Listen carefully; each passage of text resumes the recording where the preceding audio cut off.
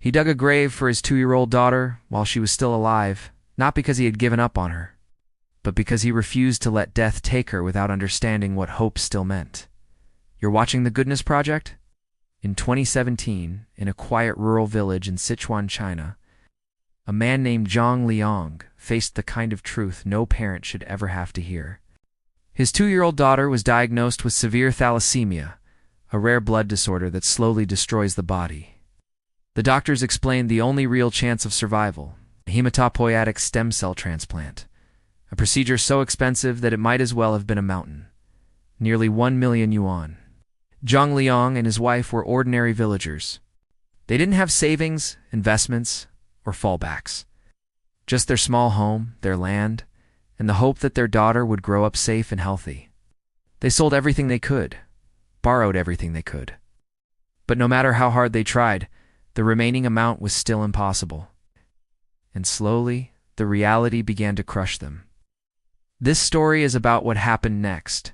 Zhang watched his daughter become weaker. He watched the light in her eyes flicker with fatigue. And he watched the bills get higher, the options get fewer, and the doctors become quieter.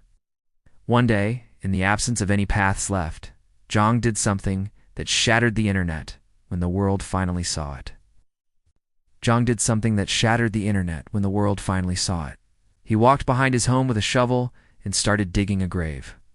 For his daughter, not because he wanted her to die, not because he had surrendered, but because he wanted to be with her through everything, even the darkest possibilities. He said, "If she must leave this world someday, I don't want her to be afraid." So he sat with her inside that shallow earthen pit. He played with her, told her stories. He let her rest on his chest under the open sky. A father trying to teach his child how not to fear what terrified him the most. It wasn't death he was preparing her for. It was the heartbreak of losing her that he was trying to prepare himself for.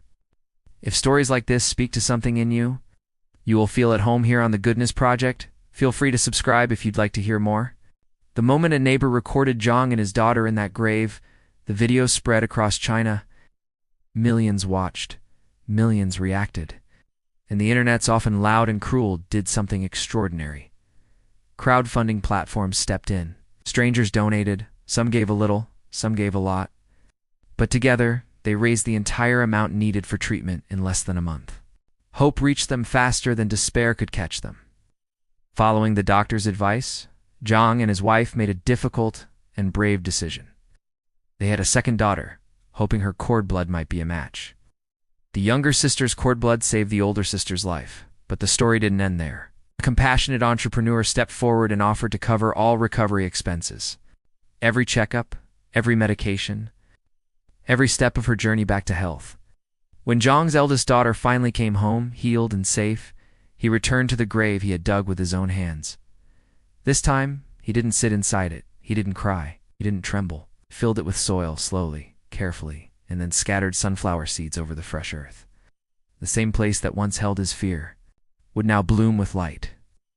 There are moments in life where love becomes bigger than despair, where strangers become lifelines, and where the darkest places turn into gardens. Zhang never dug that grave to give up. He dug it because love often looks like doing the unimaginable when you feel completely powerless. And sometimes, hope grows from the most barren soil. If this story brought you something today, feel free to subscribe. We share moments like this every week.